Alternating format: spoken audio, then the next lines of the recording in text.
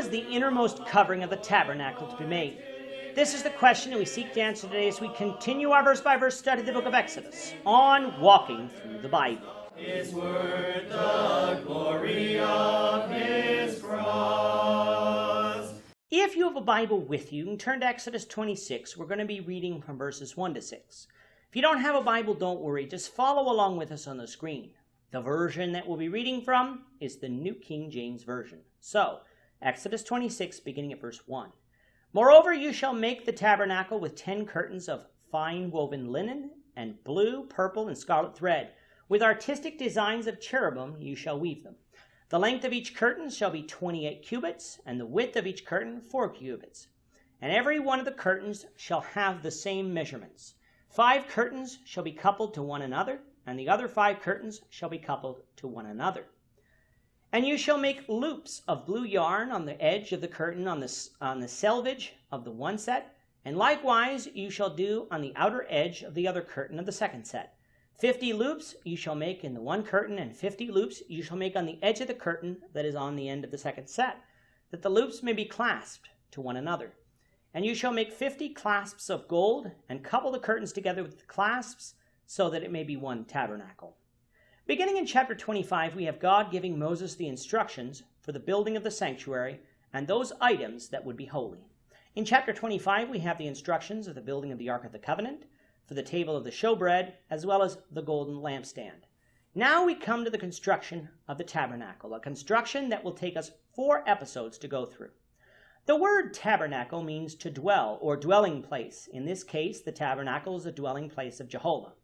Now, as we have said in other episodes, having a tabernacle on earth didn't mean that God left heaven and exclusively dwelt on earth, for Paul would later say that God does not dwell in temples made with hands. But it does mean that the tabernacle, which would contain the Ark of the Covenant, was where God would meet Moses and later the high priest. In the book of Numbers, we're going to find that the tabernacle was situated in the center of the camp, and Israel encamped around it, meaning that God dwelt among his people. Now, I have to admit, upon reading this chapter, it is highly confusing to me as to what the tabernacle looked like, so we will be using a picture to assist us visualizing this. Note, I am not saying that the artist's rendering is exactly correct, but it will help us for our purposes. I want you to focus solely on the structure itself, not what is inside or how it is organized, for that is unimportant right now. As you can see from our image, what we're talking about in this section is the innermost covering of the tabernacle, the purple curtain that is placed directly over the structure. The instructions given to Moses was that the tabernacle was to be made with 10 curtains that were woven with fine linen of blue, purple, and scarlet thread. All of these materials were expensive and royal materials, hence their use of the innermost covering of the tabernacle. These curtains weren't to be plain, though. There were to be artistic designs of cherubim woven into them. I'm not certain why this is, but perhaps this is because in heaven there are cherubim surrounding the throne of God. Thus, in the tabernacle, these depictions of cherubim surround the dwelling place of God among the people. Just like it was when constructing the other holy items, God did not leave the dimensions of this curtain for Moses to decide. He said that the length of each curtain was to be 28 cubits, and the width of these curtains would be 4 cubits. A cubit is 45.72 centimeters, or 1.5 feet, so each curtain measured 1,280 centimeters, or 12.8 meters, by 183 centimeters, or 42 feet by 6 feet. Once you had each curtain made, you would take 5 of them and couple them together to make a curtain about 18.3 meters, or 60 feet wide. You would do the same with the other 5 curtains as well. These large curtains form the innermost covering of the tabernacle. The question is, how would you combine these 2 large curtains together? Well, it would be done with clasps. Loops of blue yarn were to be made on the selvage of both curtains. A selvage is an edge produced on woven fabric that prevents it from fraying or unraveling. God didn't even leave the number of loops up to Moses to decide, for he said there were to be 50 loops made. They were to be made in the same position on both curtains so that the 2 curtains could be clasped together.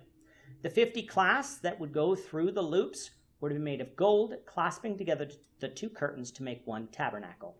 As you can see, this structure is quite large, yet not so large that it would make moving it overly difficult. We might wonder why God was so specific here. Well, that's for God to answer, but this was going to be his tabernacle, so he got to set the dimensions. It's sort of like building a new house versus buying an already built house. When you buy an already built house, you have to accept the dimensions of the builder. However, when you build a new house, you get to set the dimensions for everything. God was not using an already built or used tabernacle. He was having Israel build him one, so he set the dimensions as he saw fit. We thus have no justification of questioning God in his design or his specificity in this, for it was his tabernacle. With that, our time is up for today. Lord willing, we hope you'll join us for tomorrow's discussion of Exodus 26, verses 7 to 14, as we continue our walk through the Bible, one verse at a time. Thank you for watching today's episode. We hope that you found it edifying and ask that you not only subscribe to our channel and podcast, but that you like and share this episode among your friends, so that the saving gospel of Jesus Christ can go out to the whole world. Of his cross.